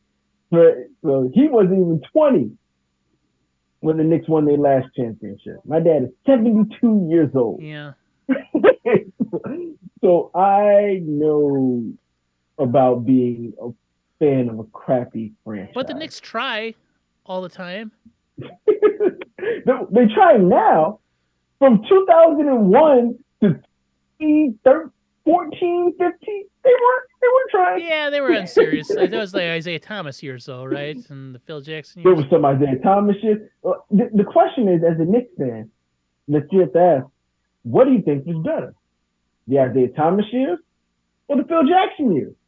Which years were they both equally suck? That's the answer. Which Jackson, one I ended swear with the least sexual harassment lawsuits? Oh, Phil. So that's probably the better one. Phil. Uh, But it wasn't good. He ruined that team. He ruined Carmelo Anthony. He's a ruiner.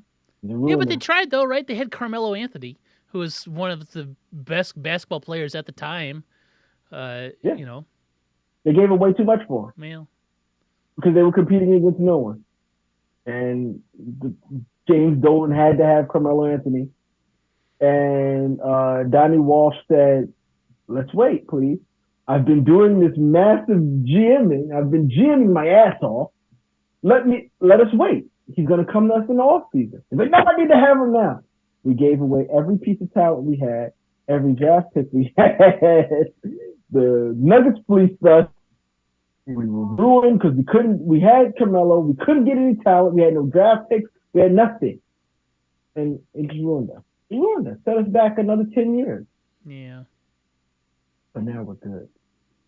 Yeah, you are. Yeah. But I tell everyone. Actually, the Knicks are really good this year, aren't they? I tell everyone. If the Mets win the World Series, salute, Mets win the World Series. I love it. The Giants win the Super Bowl, great. I'll buy another DVD of the Giants win the Super Bowl. If the Knicks ever win a championship, no matter where I am in life, I am going back to New York for that parade.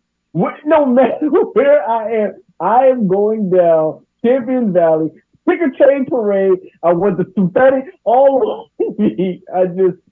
That is what I'm going to do. You'd have to, and it'd be good weather too, because it's the summer, right? So it's not like a Super Bowl win in New York where it's like everybody's bundled up in scarves and coats, or same thing with the baseball. It's November.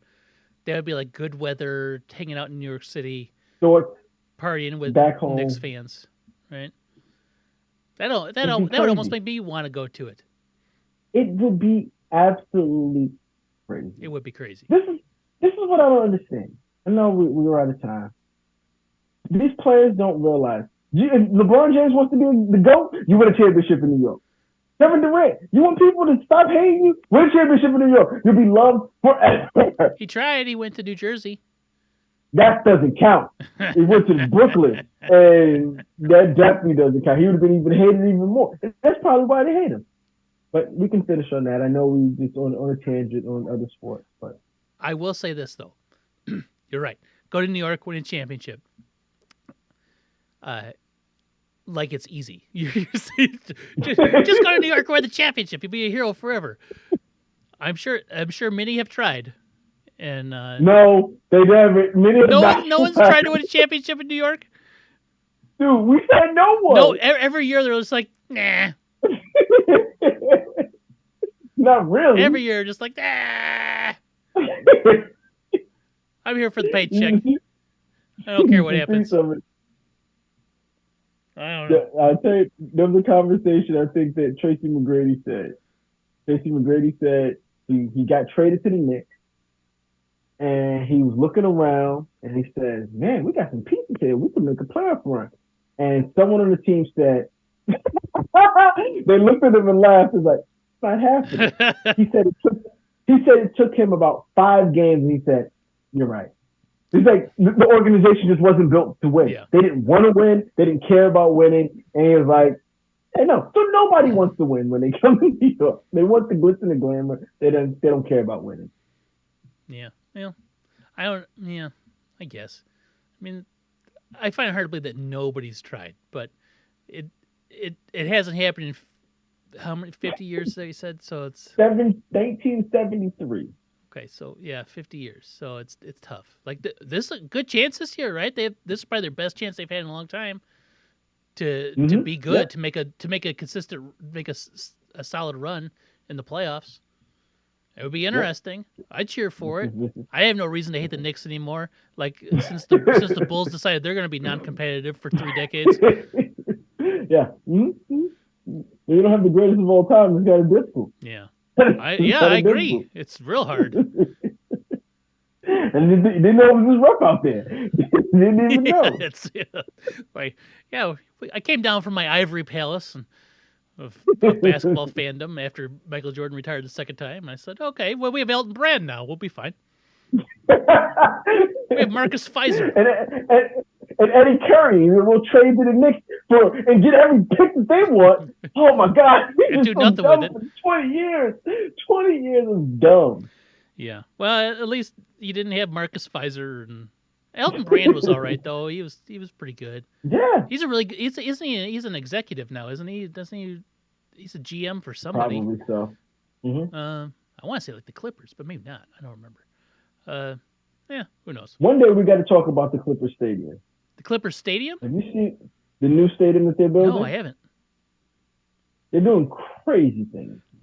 Like crazy, like what?